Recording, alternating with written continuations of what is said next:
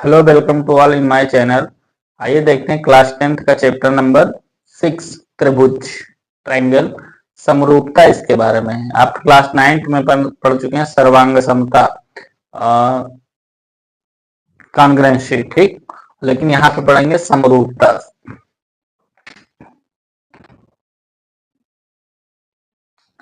समरूपता का मतलब होता है देखने में क्या लगे, समान लगे। देखने में क्या लगे, समान। तो जो कितना भी छोटा बनाएंगे, वृत्त होगा, जो सर्कल होगा, हमेशा क्या होगा, समरूप होगा। क्या होगा, समरूप होगा। दूसरा, ये है वर्ग, ये भी है वर्ग, ये भी क्या है, वर्ग। देखने में एक जैसे लग रहे हैं, क्या है, समरूप है। ये क्या है, आयत। ये भी क्या है, आयत। ये भी क्या है, समरूप है। लेकिन इसके साथ हम वृत्त बना दें तो समरूपता ये खत्म कर देगा। इसमें हम क्या बनाएंगे, वर्ग, स्क्वायर बना देंगे तो भी समरूपता खत्म कर दी है। मतलब देखने में एक जैसे लगे तो क्या कहलाएगा, समरूप कहलाएगा। सिंपल सा ध्यान रखिएगा। अगला पार्ट देखिए, जैसे 100 रुपए का दो नोट है। ये 100 रुपए का नोट है, ये भी 100 रुपए का नोट है। रुपए का साइन बना देते हैं, रुपए का साइन। ये नोट कॉन्ग्रुएंट है, ठीक। क्या है, कॉन्ग्रुएंट है, मतलब समरूप है। और सर्वांगसम भी, क्योंकि नोट समान है। एक नोट दूसरे नोट को 100% क्या कर लेंगे, ढक लेंगे। तो ये क्या है, सर्वांगसम नोट है। तो सभी सर्वांगसम आकृति, सभी कॉन्ग्रुएंट फिगर सिमिलर होते हैं, समरूप होता है। समझ में आया कि नहीं। यहाँ पे हम क्या लिख दें, 500, तो ये क्या हो जाएगा, समरूप हो जाएगा। क्या हो जाएगा, समरूप हो जाएगा। बस खाली फिगर की साइज छोटी बड़ी हो सकती है, लेकिन आकृति सेम जैसे बनना चाहिए, सेम शेप में बनना चाहिए, वही होता है समरूपता। ठीक, कि सभी सर्वांग सम आकृति, आकृति इंग्लिश मीडियम वालों के लिए हमें कॉन्ग्रुएंट फिगर, सभी सर्वांग आकृति समरूप है, रूप है। लेकिन दूसरा बात, सभी समरूप सर्वांगसम नहीं हो सकते हैं। सभी समरूप आकृति, आकृति समरूप का मतलब क्या होता है, सिमिलर, सिमिलर फिगर। समरूप आकृति सर्वांगसम नहीं हो सकते हैं, सर्वांग सम कॉन्ग्रुएंट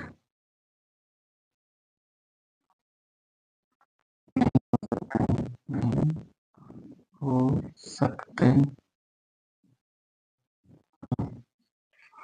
ये बात समझ में आया कि नहीं।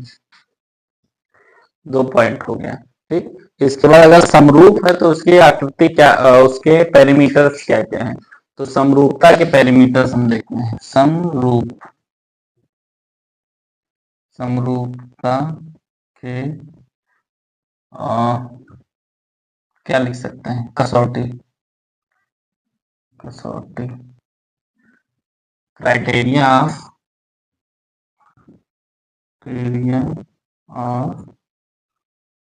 Of similarity. तो 2 3 3 4 होता है इसमें। पहले साइड साइड साइड होता है, साइड साइड साइड। दूसरा साइड एंगल और साइड होता है। तीसरा 2 एंगल हो मिल जाए या तीनों एंगल मिल जाए, एंगल एंगल और एंगल, ये तीनों मिल जाए। तो यहाँ हो जाएगा, इसका फुल फॉर्म होगा side dash side dash side. इसका होता है full form side angle side. भुज भुज भुज भुज कोण भुज, इतना तो आप लोग समझ ही रहे होंगे। फिर होगा एंगल कोण,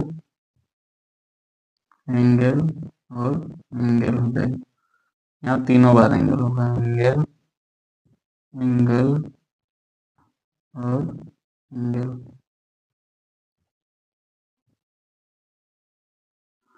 समझ में देखो जहाँ साइड साइड साइड का मतलब क्या होता है, जितनी भी साइड है सब क्या हो, बराबर हो। ये इसके बराबर, इसके बराबर। ठीक, अगर साइड बराबर होगा, जितनी साइड बराबर होगी उतना एंगल भी बराबर होगा। तो ये दो जो तीनों साइड अलग अलग है, ये तीनों साइड अलग अलग, लेकिन ये बराबर बराबर है, तो इनकी जो करस्पॉन्डिंग एंगल होगा, जो संगत कोण होगा, वो भी बराबर होगा। जैसे 1 और 3 के बीच जो ये वाला कोण बन रहा है, ये कोण और 1 और 3 के बीच ये वाला कोण आपस में बराबर होगा। 1 और 2 के बीच बना हुआ ये कोण, 1 और 2 के बीच बना हुआ ये कोण आपस में बराबर होगा। समझ में आया? तो ये संगत कोण कहलाता है, मतलब corresponding angle. Side angle side में क्या होगा, जैसे ये है त्रिभुज, ठीक, तो ये वाला एंगल इसकी ये वाली साइड और इसकी ये वाली साइड के बीच में है, ये साइड है, ये साइड के बीच में क्या है, एंगल। तो ये होगा साइड एंगल और ये साइड, इस तरह से फिगर बनेगा आपका जब साइड एंगल साइड लगेगा। एंगल एंगल में दो ही एंगल आपका क्या होगा, बराबर होना चाहिए।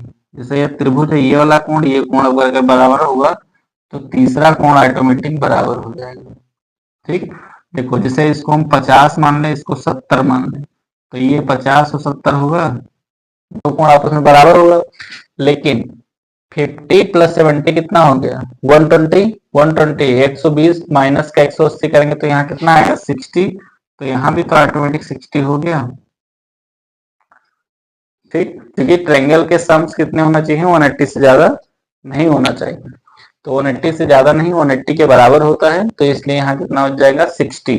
अब 60 तीसरा एंगल बराबर होगा, तो इस तरह दो भी कोण लग जाएंगे। अब तीनों कोण पता भी हो सकता है, एंगल एंगल एंगल भी पता हो सकता है। तो इन तीनों कसौटी के बारे में हम लोग समझ लिए हैं कि 3 तरह से होता है। इससे रिलेटेड हम खाली क्वेश्चन करेंगे। ठीक, 3-4 क्वेश्चन लिए हैं, इससे हालांकि जब क्वेश्चन टफ बनता है, इसलिए लॉन्ग में आने के चांसेस हैं, इससे क्वेश्चन पूछा जाता है हर बार, इससे और ट्रिग्नोमेट्री से। ये 2 चैप्टर ऐसे चैप्टर हैं जहां से क्वेश्चन बनता है लेकिन टफ हो जाता है, लेकिन क्वेश्चन बनेगा। अगर लेवल का क्वेश्चन पूछेगा तो 2 ही चैप्टर से पूछेगा, सर्वांग इसके समरूपता से पूछेगा, कॉन्ग्रुएंसी से, सॉरी समरूपता मतलब सिमिलरिटी से, और ट्रिग्नोमेट्री त्रिकोणमिति से। चलिए, इस टॉपिक में ढेर सारा चीज नहीं है, तो डायरेक्ट क्वेश्चन के बारे में डिस्कस कर लेते हैं कि क्वेश्चन कैसे कैसे आएगा।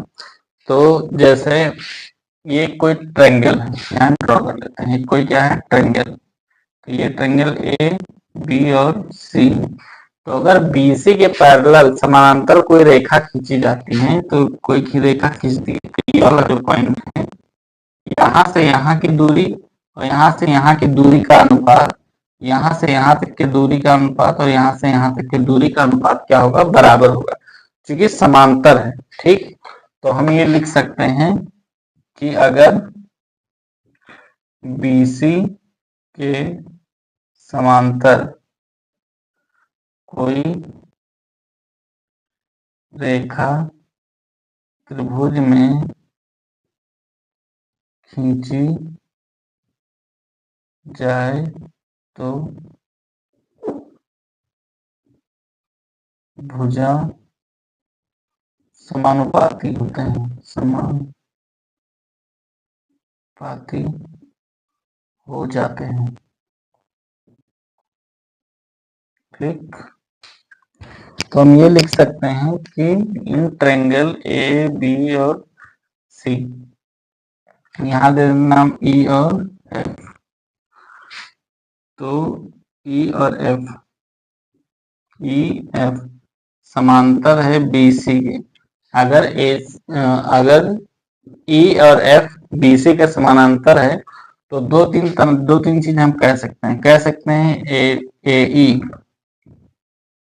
ए ई बटा का ई बी बराबर का होगा ए एफ अपॉन का एफ सी, या ए ई अपॉन का A B equals to A F upon का ए सी। ठीक, या तो इसको उल्टा भी प्रूफ हो सकता है कि इसका रेशियो ऊपर इसका नीचे, इसका रेशियो ऊपर इसका नीचे हो सकता है। ठीक, तो इस तरह से जो आपके कंक्लूजन निकलते हैं, ये वाला कंक्लूजन, तो ये प्रूव करके निकलता है। ठीक, तो हमको देखो प्रूव करना, अभी आप 1 साल बीत गया है, आप लोग सीखे ही भी होंगे, और इसके बारे में खाली आपको एक तरह से रिव्यू के तौर पे याद कर लेना है। अगर मान के चलो आपको ये प्रूव करना नहीं समझ में आ रहा है तो कोई टेंशन की बात नहीं है, बस इसमें आपको ये चीज याद रखना है। अब जैसे तुमसे क्या करेगा कि क्वेश्चन पूछेगा ये ई एफ पैरेलल है कि नहीं, तो या ये डायरेक्ट क्वेश्चन दे देगा ये ए रेखा क्या है, पैरेलल है, या ऐसे देगा क्वेश्चन की ई एफ, चलो क्वेश्चन ही देते हैं, E F parallel to B C है तो ए ई कितना है 5, ये कितना है 10, ये कितना है 15, तो इसका मान बताओ, इसका क्या बताना है मान।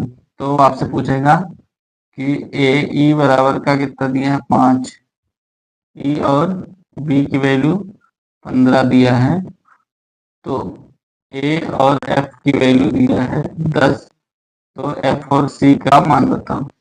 अगर ऐसा क्वेश्चन दिया तो आपको डायरेक्ट क्या ध्यान रखना है कि इसका अनुपात इसका अनुपात इसका अनुपात इसका अनुपात बराबर रखना है। तो इसके बराबर का एक्स मानेंगे, चाहे एफ सी ही लिखेंगे, कुछ भी लिखोगे कोई प्रॉब्लम नहीं।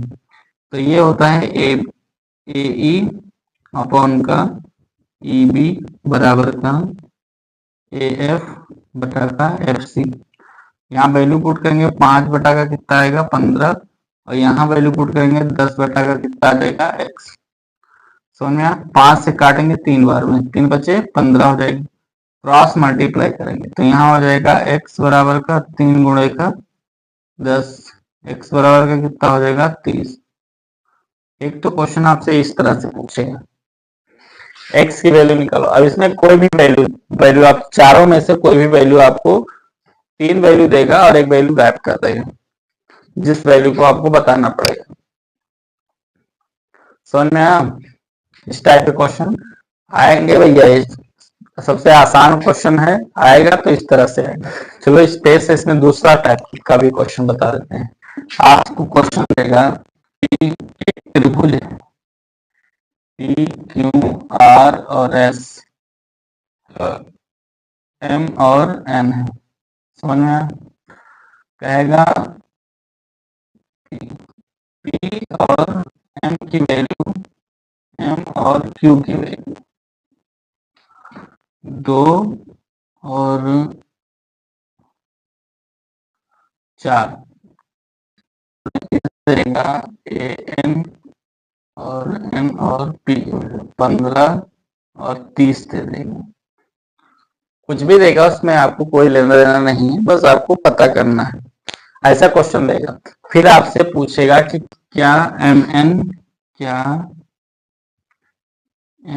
एन समांतर क्यू और आर है, ऐसे पूछेगा। प्रूफ करिए, दिखाइए कि ये एक दूसरे के समांतर है, तो हम लिखेंगे समांतर होने पर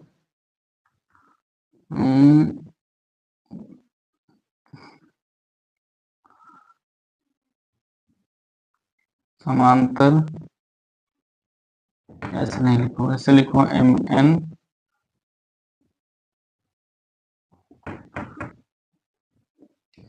क्या लिख सकते हैं, समांतर पूछ रहे हैं ना, तो हमको डायरेक्ट आप पी एम अपॉन का क्यू एम लिखो बराबर का एन अपॉन का पी एन अपॉन का एन आर, ये लिखेंगे, वैल्यू पुट करेंगे 2 अपॉन का 4 इक्वल्स टू 15 अपॉन का 30। जो भी यूनिट में दिया रहेगा, यूनिट से यूनिट तो कट जाएगा, तो 2 एकम 2, 2 दूना 4, 15 एकम 15 दूना 30, 1/2 1/2 बराबर आ रहा है ना, तो लिखो कि एम एन समांतर है क्यू आर के, क्योंकि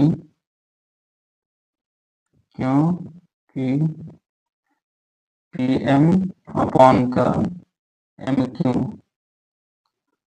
समानांतर है पी एन अपॉन का आर और पी के, आर और एम के। ठीक, तो इस तरह से अगर क्वेश्चन दिया पूछेगा तो आपको डायरेक्ट पहले रेशियो को प्रोपोर्शनल देख लेना कि प्रोपोर्शनल है कि नहीं। अगर प्रोपोर्शनल है तो लिख देना है कि एम एन क्यू आर के प्रोपोर्शनल होगा, क्योंकि इसका रेशियो समानुपाती है। ठीक, प्रोपोर्शनल है क्योंकि इनके अनुपात, इनके भुजाओं के अनुपात क्या है, प्रोपोर्शनल है। ये इसका थ्योरम होता है। क्या होता है? थ्योरम। आइए इसके एग्जैक्ट क्वेश्चन के बारे में हम चलते हैं। अगर A B parallel D C के हैं और ए बी के पैरेलल ई सी है, ए बी के पैरेलल क्या है, ई और एफ है, तो हम ये लिख सकते हैं कि डी सी भी पैरेलल किसके हैं, ई और एफ के, या ई एफ पैरेलल किसके हैं, डी सी के। एक कंक्लूजन है। ठीक, अगर ये दोनों आपस में पैरेलल होंगे तो जो ये पॉइंट है, ये पॉइंट, ये एक दूसरे को किसके हैं, समान बिंदु पे, मतलब इसका रेशियो इसके रेशियो के बराबर है। तो पहले हम ये प्रूफ करेंगे। ये क्या प्रूफ करना है, ए ई डी के बराबर। तो ए और ई, ये ई अपॉन का E D ratio B F upon का एफ सी, इसके पैरेलल हमको प्रूफ करना है। तो हम देखते हैं, पहले ट्रायंगल के बारे में हम देखेंगे।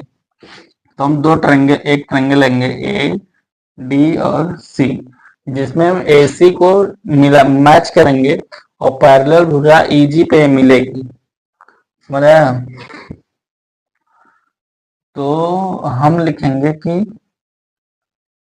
ई और जी पैरेलल होगा डी और सी। क्योंकि जो जी पॉइंट पे मिल रहा है तो यहां से यहां तक की दूरी और ये दूरी आपस में क्या होंगी, पैरेलल होंगी। क्योंकि ये रेखा किसके पैरेलल थी, ए बी, ये पैरेलल ए बी के है और ए बी डी सी के पैरेलल है, तो डी सी भी पैरेलल होगी ई जी के। समझ में आया? तो ई जी अगर पैरेलल होगा तो जो पॉइंट ए ई अपॉन का ई और डी होगा, वही रेशियो ए जी अपॉन का क्या होगा, जी और सी होगा। ये बात समझ आएगी नहीं? ठीक, अब देखो, अब इस ट्रायंगल की हम बात करेंगे, दूसरे साइड के ट्रायंगल, ट्रायंगल ए बी और सी में। ठीक, तो ए सी बी में जो हम देखेंगे कि ई और एफ या जी या एफ पैरेलल किसके हैं, ए बी के। तो हम लिखेंगे जी और एफ पैरेलल ए बी के हैं। अगर दो भुजाएं ये पैरेलल होंगी तो ये साइड जिस भुजा को डिवाइड, जिस रेशियो में डिवाइड करेंगे उसी रेशियो में ए बी डिवाइड होगा। ठीक, मतलब इनका रेशियो बराबर होगा, यही तो हम लिख देंगे कि ए जी अपॉन का जी सी बराबर का बी एफ एफ सी के बराबर होगा। समझ में आया? ये समीकरण क्या हो जाएगा, 1, ये समीकरण क्या हो जाएगा, 2। समीकरण 1 और 2 से क्वेश्चन, समीकरण 1 व 2 से एक ए जी अपॉन का क्या दिया हुआ है, जी एफ, और यहाँ पे भी ए जी और ए जी एफ दिया हुआ है। तो ए जी अपॉन का जी सी बराबर का बी एफ अपॉन का एफ सी। एक क्वेश्चन सेकेंड, एक क्वेश्चन फर्स्ट। ए ई, इसको उल्टा करके लिख देते हैं, ए जी अपॉन का जी सी बराबर का ए ई अपॉन का ए डी। ये हो जाएगा। देखो आर एल एच एस बराबर है तो आर एच एस भी आपस में क्या होगा, बराबर। तो यहाँ हम लिख सकते हैं, या तो हम क्या करें, दोनों को घटा दें। तो घटाएंगे तो ये माइनस हो जाएगा, ये गायब हो जाएगा टर्म, तो ये आपस में बराबर बचेगा। तो यहाँ देख लिखेंगे L H S equal to R H S, ये लिखना ज्यादा अच्छा है। तो यहाँ पे हम लिख सकते हैं L H S R H S बराबर होगा, तो हम लिख सकते हैं बी एफ अपॉन का एफ सी बराबर का ए ई अपॉन का डी। ये समझ में आ गया? यही हमको क्या करना था, प्रूव करना था। तो हो गया शोर। आंसर हो जाएगा यार, दिखाएगा।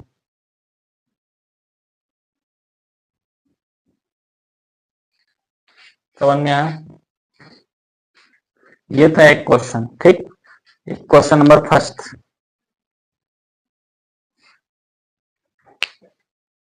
क्वेश्चन नंबर में हम सेकंड के बारे में बात करेंगे, ठीक। जो ग्राम पंचायत का इलेक्शन आ रहा है, ठीक।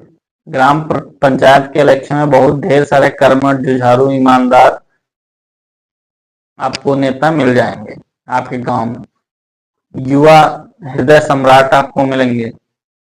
ये सब नेताओं के प्रकार हैं। अभी दिखेगा, 5 साल नहीं देखे थे। 5 साल जिसके यहाँ अगर नाली भी टूट गया होगा तो प्रधान देखने नहीं गए। वो प्रधान अब तुमको 6 महीने में बिल्कुल बिल्कुल ये कहेंगे कि अब बस हम जीत गए, समझो तुम ही प्रधान हो। प्रचार करने का अलग ही लेवल है। प्रधानी का इलेक्शन, इलेक्शन से इंसान को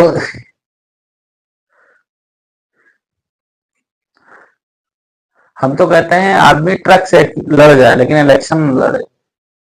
इलेक्शन लड़ने में बहुत समस्या होती है। उनके आगे भी ऐसे हाथ जोड़ना पड़ता है जो कभी पैर जोड़ने के लायक नहीं थे, पैर छुआने के लायक नहीं। उनके आगे भी हाथ जोड़ना पड़ता है जो जो पैर छुआने के लायक नहीं। ऐसा नहीं उनका चरित्र खराब है, नेचर खराब है, तो उनके आगे भी आपको हाथ जोड़ना पड़ेगा। पी क्यू ओ और पी क्यू आर, तो ये हमने दो त्रिभुज ले लिया, ठीक। दो त्रिभुज अगर हमने ले लिया है तो अगर त्रिभुज में देखें तो ये वाला एंगल बराबर होगा अल्टरनेट एंगल, क्योंकि इसमें जेड बन रहा है। क्या बन रहा है? जेड।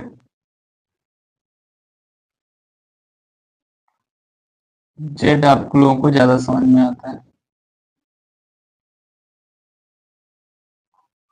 जब से नेपाल में हुआ है कांड तब से आप लोग जेड के बारे में ज्यादा समझ जा रहे हैं। तो जेड होने पर अल्टरनेट एंगल बनता है, तो हम लिख सकते हैं एंगल क्यू पी और O equals to angle O S और आर बराबर होगा। सेम उसी तरह से ये भी एंगल क्या हो रहा है? बराबर हो रहा है। तो हम लिखेंगे एंगल पी क्यू और ओ बराबर होगा एंगल ओ आर और एस। फिर ये वाला एंगल एक दूसरे क्या है? वर्टिकल अपोजिट है। ये लिख देंगे alternating, A L T alternate angle मतलब एकांतर कोण। एकांतर कोण के कारण ये बराबर हुआ। पी ओ और क्यू इक्वल्स टू होगा आर ओ और एस। ये वर्टिकल अपोजिट है, वर्टिकल अपोजिट एंगल है, या बोले तो सम्मुख कोण समान होता है। सम्मुख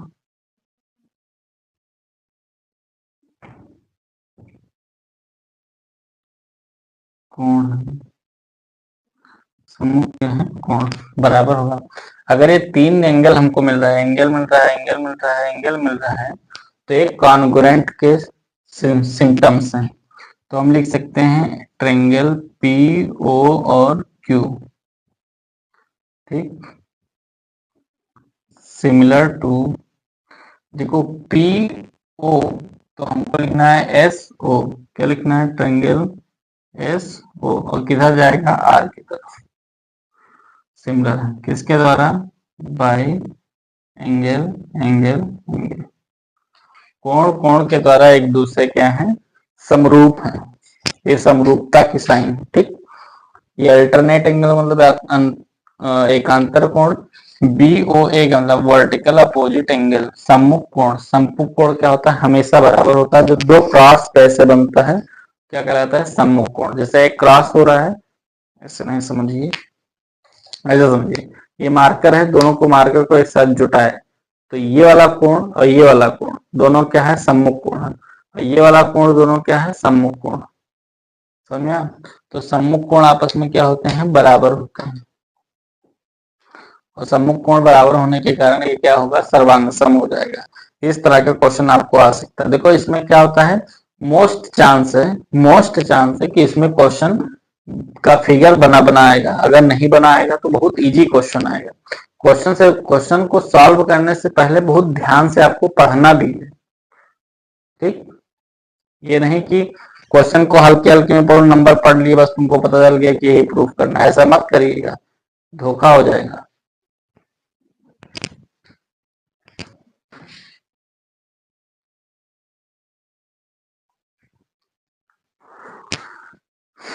आइए देखते हैं question number third. Question number third में कहा गया है कि जो एम बिंदु और बी बिंदु है 90 डिग्री का कोण बनाते हैं। मतलब दोनों क्या है, राइट एंगल ट्रायंगल। दोनों कैसा एंगल है, राइट एंगल। Right angle. ये लैंग्वेज बेस में नहीं है, हालांकि लैंग्वेज बेस क्वेश्चन आपसे आएगा, लैंग्वेज में लिख के आएगा। तो आप लैंग्वेज में से हमने जो निकाला है जिससे आपको इजी समझ में आ जाए, तो इसलिए ऐसे सॉल्व करेंगे। ठीक,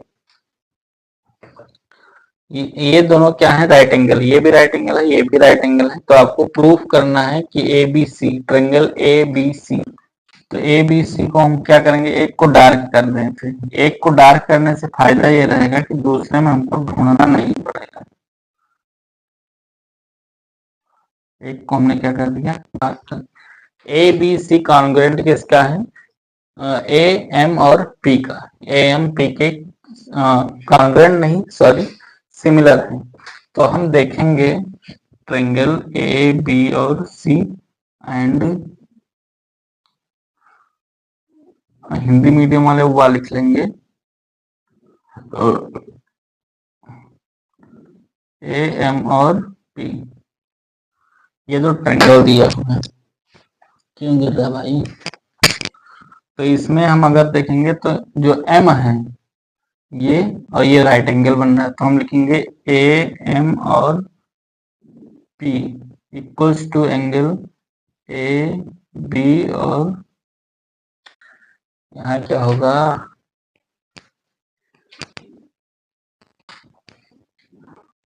सी कहते हैं, सी, ए बी सी इक्वल होगा क्योंकि क्या है, राइट एंगल है। राइट एंगल, ये तो राइट एंगल लिखो है तो लिखो गिवन है, दिया हुआ है। देखो इस एंगल की अगर हम बात करेंगे तो ये वाला ट्रायंगल, इस वाला ट्रायंगल में भी ये एंगल शामिल हो रहा है, और इस वाले ट्रायंगल में भी ये वाला एंगल शामिल हो रहा है। तो ऐसे आपको पकड़ना पड़ेगा भैया, ऐसे काम नहीं होगा। Angle M A B equals to angle B A और एम क्या है, कॉमन। कॉमन